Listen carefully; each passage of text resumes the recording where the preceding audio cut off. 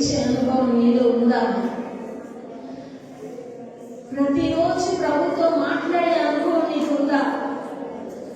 ప్రతిరోజు నీ ప్రభుని మాటలు ధ్యానించే అనుభవం నీకుందా? ఈ సంవత్సరంలో ఇంతకాలం నీవు ఇంకా నీ ఎరుకులోనే బంధించబడి ఉండడానికి అప్పవాది ఎన్నో రకాలుగా తీసుకొని వచ్చిన ఆ ఆటంకాలు, ఐహిక విచారాలు, బాధ, కృంగుదల, వేదన, ఇదంతా కూడా మరలా నీ హృదయంలో అడ్డుగా నేను సంతోషించలేకుండా ఉంటే ఈరోజు ప్రభు వైపు తిరుగు, ప్రభుకి అప్పగించు. ఇదిగోయ్యా నా స్థితి ఇదయ్యా, ఈరోజు నా ప్రతి ఆలోచన నీకు అప్పగిస్తున్నా, నా ప్రతి చింత నీకు అప్పగిస్తున్నా, నా ప్రతి అయ్యా వెనకబడిన స్థితిని నీకు అప్పగిస్తున్నా అని ఆయన చెప్పు. ఈ సమయంలోనే, ఈ క్షణంలోనే అదిగో దేవుని యొక్క బలమైన సన్నిధి మన మధ్యలో దిగి వచ్చి ఉంది. దేవుని యొక్క బలమైన సన్నిధి ఇదిగో నీ జీవితంలో ఉన్న ప్రతి సమస్య, ప్రతి ఒక్క అడ్డులన్నీ కూడా తొలగించి వేస్తుంది ఈ సమయంలో.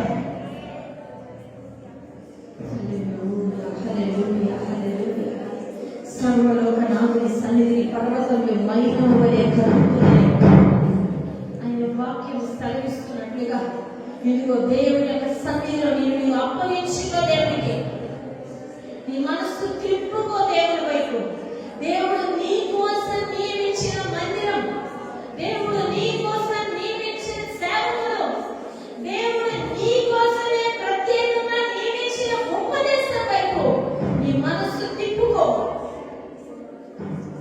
ఈ రోజున ఏ బంధకము నిన్ను బంధించలేదు, ఏ ఇరుకు నిన్ను బంధించలేదు, ఏ రోగము కూడా నిన్ను బాధించకుండా వాటన్నిటి యొక్క బలము చల్లారిపోయేటట్లుగా నీవు ఆయన వైపు తిరిగితే చాలు, ఆయన శక్తి నిన్ను కమ్ముకుంటుంది. సమయం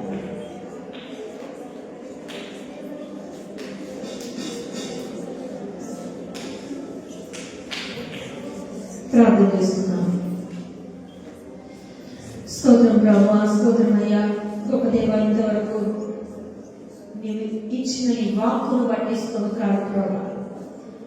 ఎంతమంది ఇక్కడ రక్షణ కలిగి ఉండి రక్షణ ఆనందం లేకుండా ఉంటూ ఉన్నారు. సంతోషాన్ని దొంగిలించిన ప్రతి అపవాది తంత్రం, ప్రతి రోగము, నీకంటే ఎక్కువగా లోకంలో సుఖానుభవమును ప్రేమించే స్థితి, వీటన్నిటిని బట్టి దయతో నీ బిడ్డలను క్షమించండి. ప్రతి ఒక్క అపవాది యొక్క తంత్రములన్నీ కూడా ఇది మొదలుకొని ఈ క్షణము నుంచి నీ బిడ్డల మీద ఏది కూడా పని చేయడానికి వీలు లేదు. ఏ